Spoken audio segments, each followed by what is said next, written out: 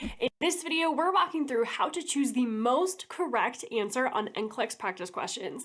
I will give you several practical tips that you can apply right now to help you get these tricky questions right.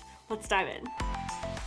Now, there are a few key things that you can do when you are going through NCLEX practice questions to help make choosing the correct answer much easier. These are rules for nursing school questions and the NCLEX that you cannot break, my friend, or you will most likely get the question wrong. Rule number one, don't overanalyze the question. Read the questions and take it for what it is.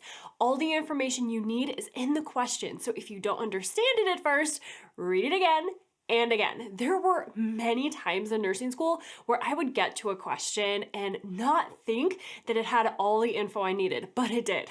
I just didn't see it.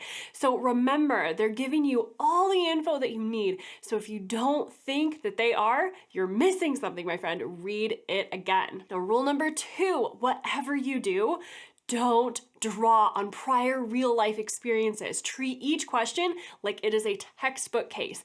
Now, what do I mean by that?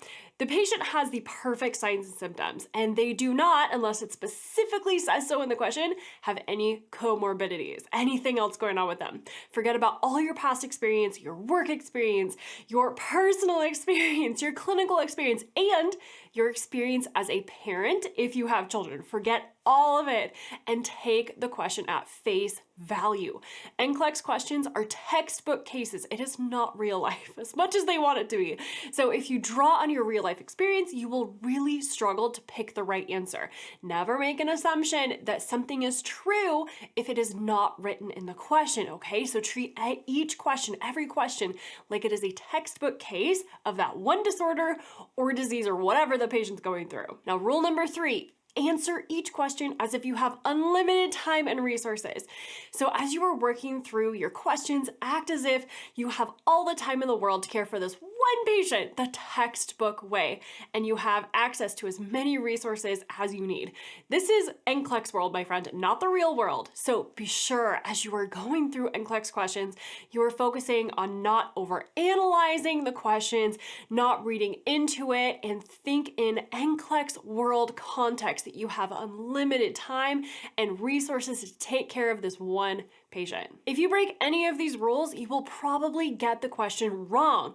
So don't do that. Stick with the rules, they will help you pass. Now, I'll let you in on a little secret, and most nursing students don't know this, but there are really some great tricks that you can use to get NCLEX questions and nursing exam questions right, even if you don't know what the correct answer is. Now, the secret is nursing exam questions follow a particular structure. It's not random. How they ask questions and how they present the information, there's a strategy behind it. And when you recognize the patterns and know the strategy, it becomes a lot easier to figure out what they're getting at and what the correct answer is. Now, the best two tips for the most common types of questions that we hear about from nursing students all of the time, those select all that apply, the SATA questions, and priority questions. These tend to be very popular, and they're the more challenging NCLEX style questions to answer. The good news though, for you, my friend, on the next gen NCLEX, you will get partial credit for SATA questions, which is so awesome. So if you pick some of the right answers, but not all of them, you'll still be given partial credit. Now, don't go thinking that you can choose all of the answers in a SATA question and call it a day. Does not work that way, okay?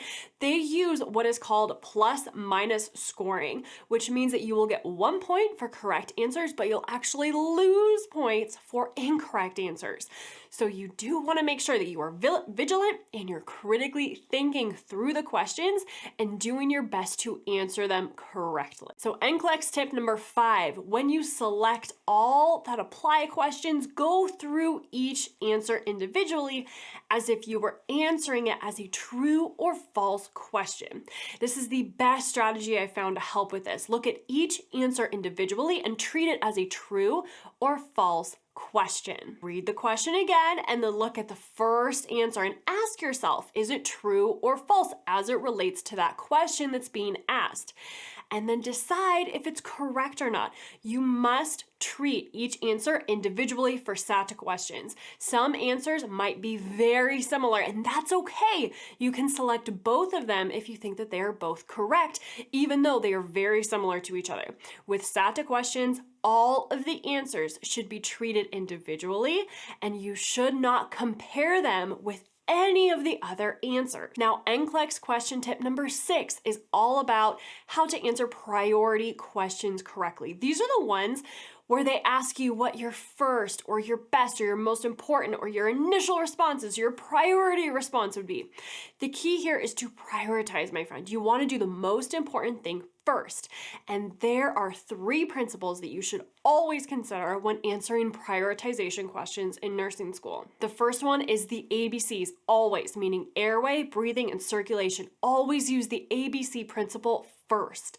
Make sure the patient has a clear airway. That should be your top priority, followed by helping them breathe and keeping their blood circulating. So if you go and do a nursing exam question, one of those things is not happening, alarm bells should be going off in your head that the problem is the one that you will need to solve for first. Think about the ABCs first. Now, the second principle that you should think about is Maslow's hierarchy of needs. In this principle, physiological needs come first, like the ABCs that we just talked about. And then this is followed by safety needs, like there's no IV line on the floor that's a tripping hazard, and their bed is in the lowest position. Safety things like that. And then the need to belong, self-esteem needs, and then finally self-actualization.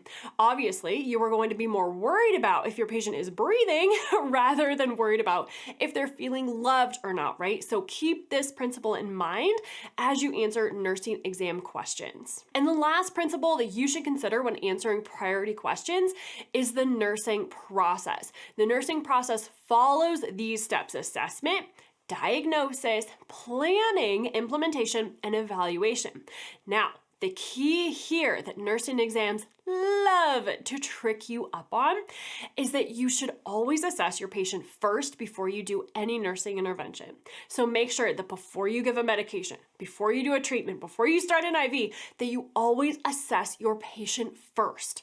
Nursing exams love to get you on this one, so watch out for it. When you come across a priority question, look for an answer that talks about assessing the patient, meaning checking their vital signs or listening to their lungs, things like that.